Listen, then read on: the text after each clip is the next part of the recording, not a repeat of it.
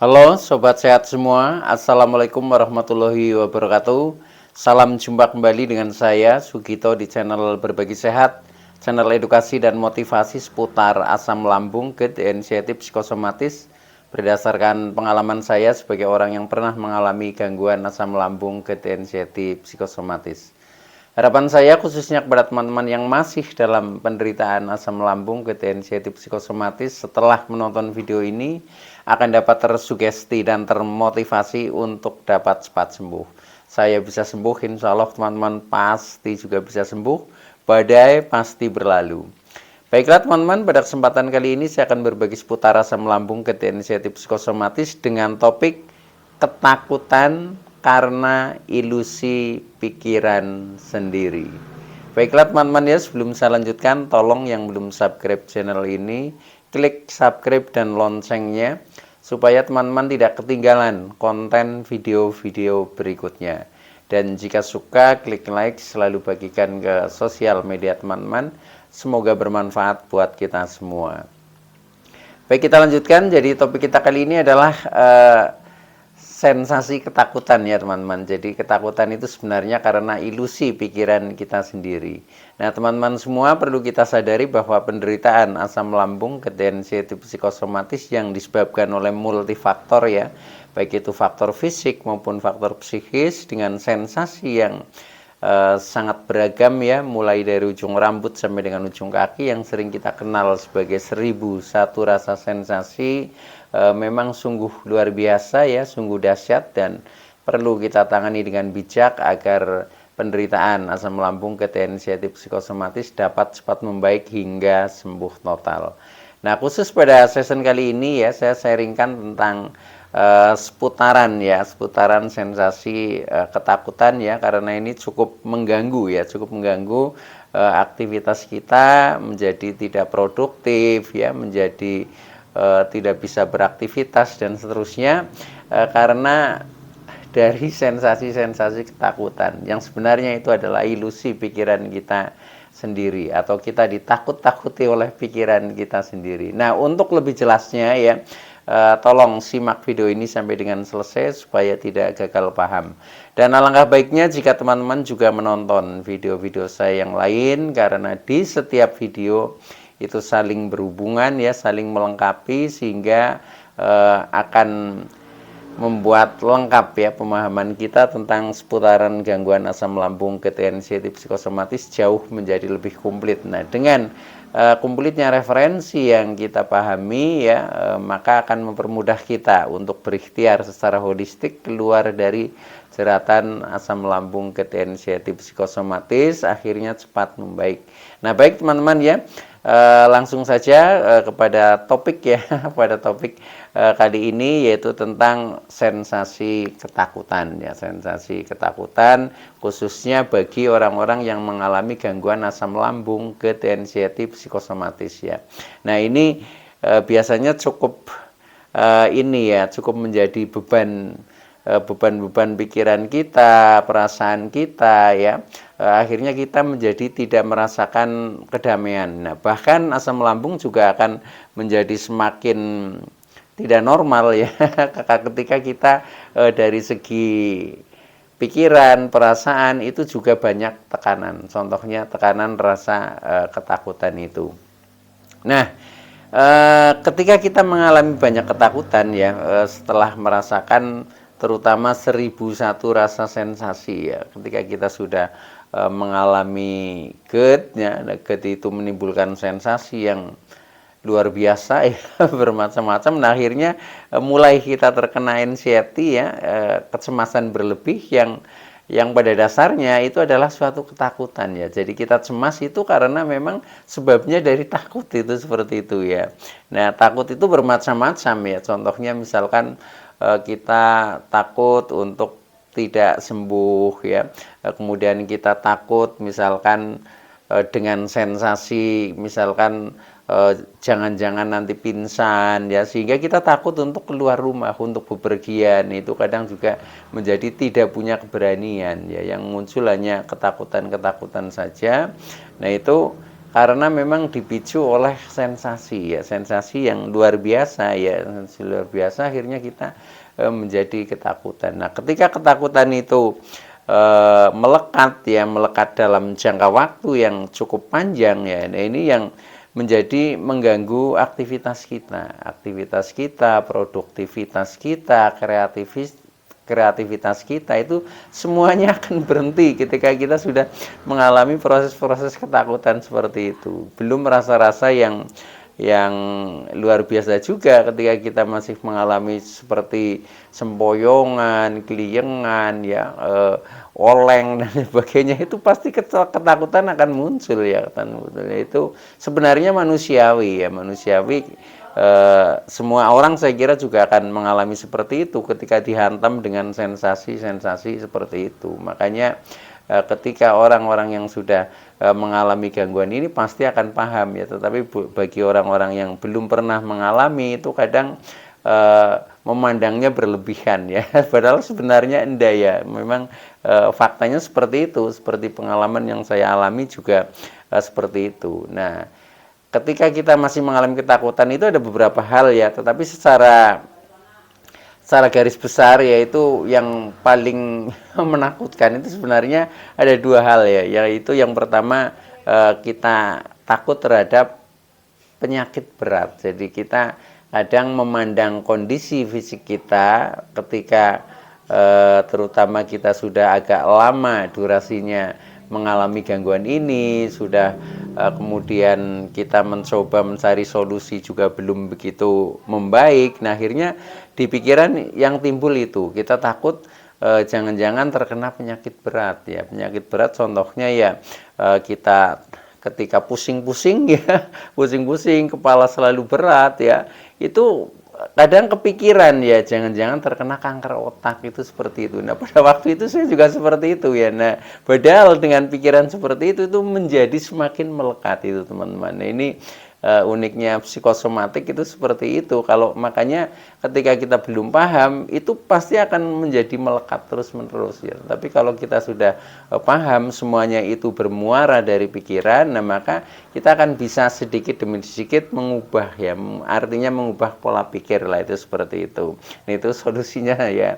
Nah, kemudian selain kita itu ya, contohnya itu ketika disensasi di seputar kepala kok lama, yaitu dulu saya membayangkan seperti ini ya, jangan-jangan terkena kanker otak seperti itu. Nah, ketika di dada ya kita sering merasa berdebar-debar ya, kemudian nafas pendek, itu kadang kita berpikirnya jangan-jangan terkena serangan jantung ya, jangan-jangan jantung saya, jangan-jangan paru-paru saya. Nah, itu seperti itu ya. Nah, itu juga membuat kita menjadi semakin cemas yaitu. Nah, itu juga sering kita alami, itu sering muncul seperti itu ya. Bahkan ketika kita merasa kadang kaki kebas ya, sendi-sendi pada kaku ya. Nah, kemudian ini apa ya, tangan kadang agak dingin dan sebagainya, itu pun kita berpikirnya kadang wah jangan-jangan terkena stroke, itu seperti itu ya. Sebenarnya manusiawi karena kita kan punya pendengaran ya, punya panca indera, itu kadang kita menangkap juga berita-berita tentang seputaran penyakit yang lain. Nah, sehingga bayangan kita kadang seperti itu sebenarnya ya manusiawi juga ya, tetapi ini jangan dibesar-besarkan teman-teman. Dan juga nanti pada akhirnya ketika kita sudah paham, kita tidak perlu takut ya, tidak perlu takut, dan akhirnya nanti akan menjadi membaik teman-teman ya. Nah, itu jadi contohnya itu, termasuk ketika mungkin di ulu hati kadang sering mengganjal dan sebagainya, itu juga kadang kita kepikiran ya jangan-jangan terkena liver itu seperti itu ya.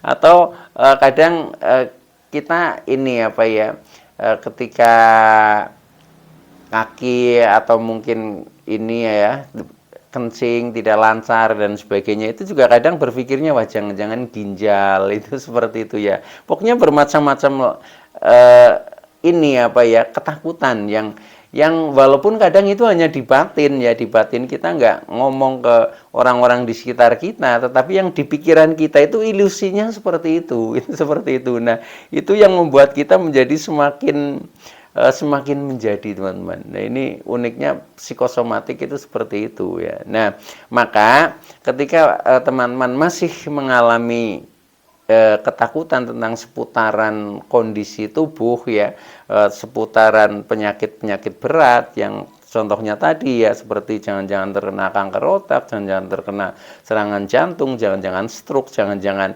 liver, jangan-jangan ginjal dan lain sebagainya ya, jangan-jangan paru-paru dan sebagainya. Nah, itu solusinya mudah ya, teman-teman. Pokoknya untuk memastikan hal itu daripada menjadi ilusi di pikiran yang negatif ya, itu cek saja, teman-teman ya. Jadi solusinya ya kita memang harus cek secara medis ya, secara medis, cek ke lab ya, ke rumah sakit mungkin ya, yang nanti akan dijelaskan oleh dokter. Nah, waktu itu saya mengalami seperti itu. Nah, kemudian saya cek ya.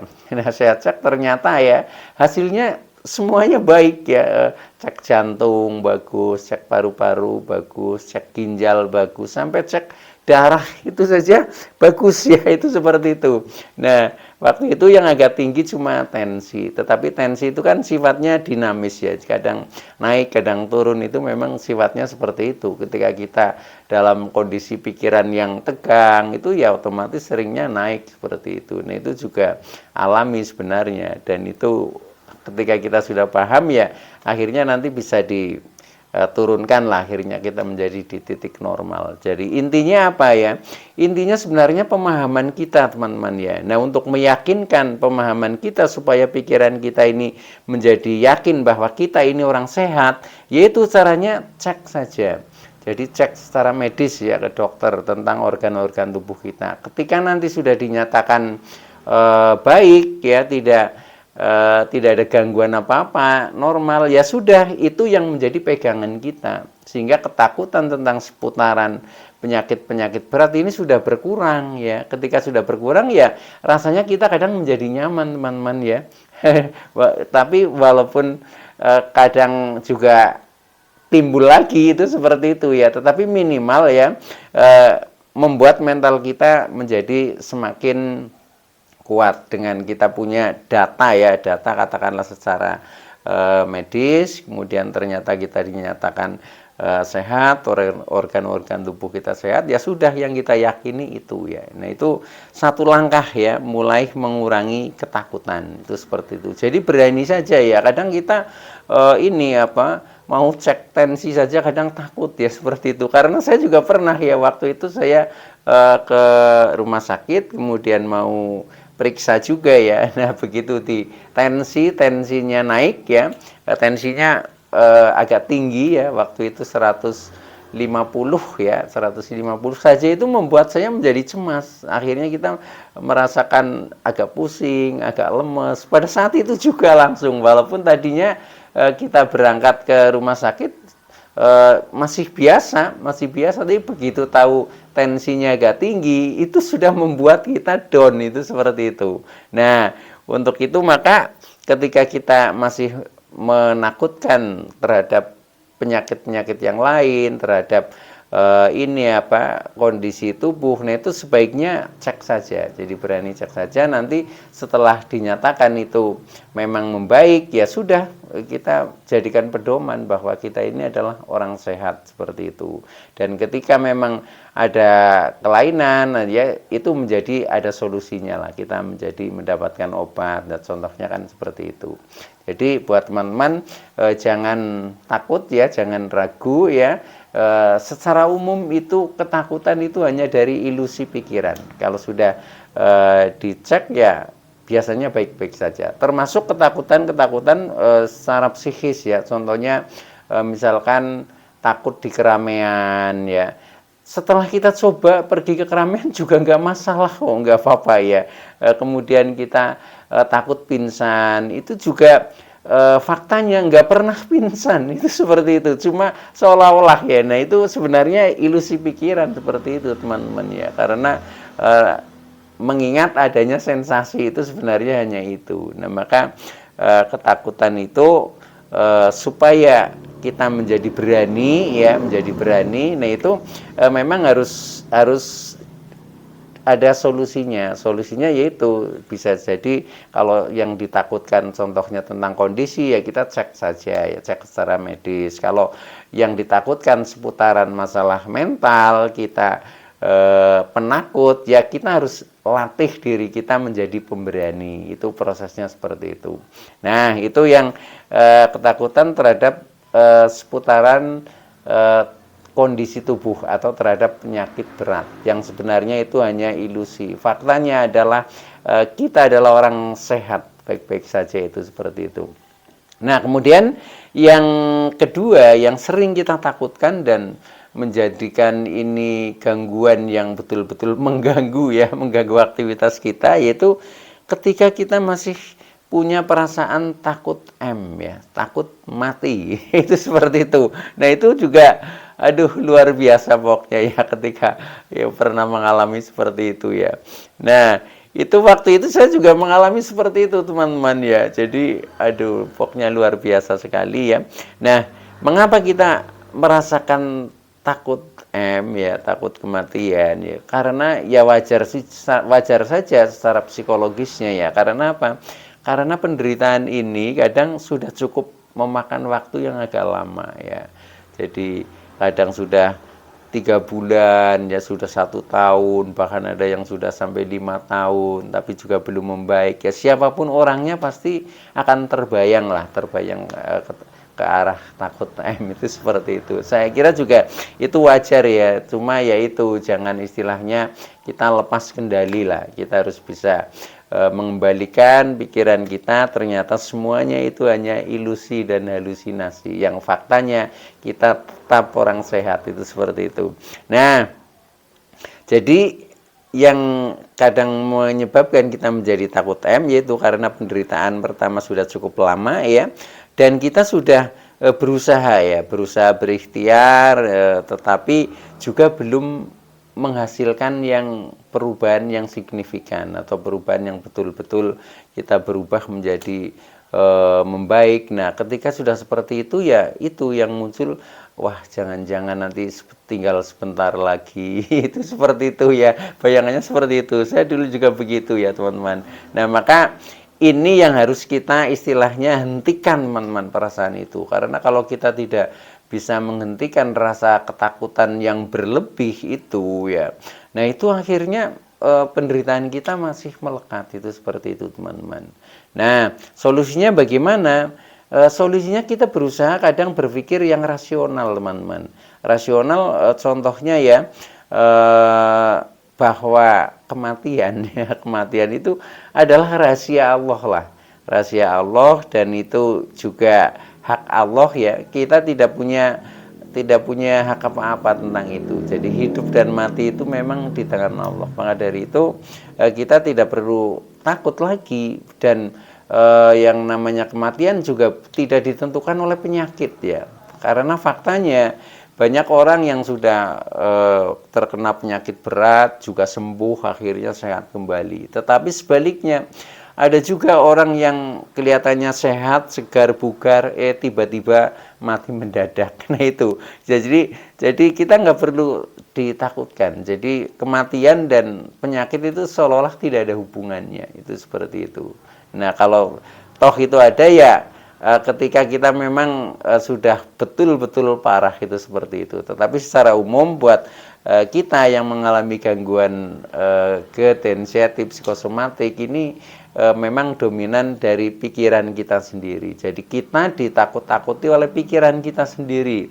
Yang aslinya sebenarnya kita tidak apa-apa, kita mampu. Tetapi mental kita yang memang posisinya sedang down lah, sedang lemah ya, wajar ketika kita merasa sedikit ketakutan. Nah, maka dari itu mulai saat ini juga ya kita harus merubah istilahnya pola pikir kita itu. Yaitu caranya itu ketika kita masih ada rasa-rasa takut ya, takut kematian, itu dirasionalkan saja bahwa kematian adalah rahasia Allah ya. Jadi kita itu tidak punya kekuatan apa-apalah selain daripada Allah, dan faktanya kita juga baik-baik saja, itu seperti itu. Nah, Selain itu ya, selain kita memahami dan kita yakini bahwa kematian ini adalah rahasia Allah, nah kita juga harus mulai belajar sadar untuk mawas diri ya, mawas diri, menilai diri kita sendiri, dan kita berusaha merubah kekurangan-kekurangan kita perbaiki ya.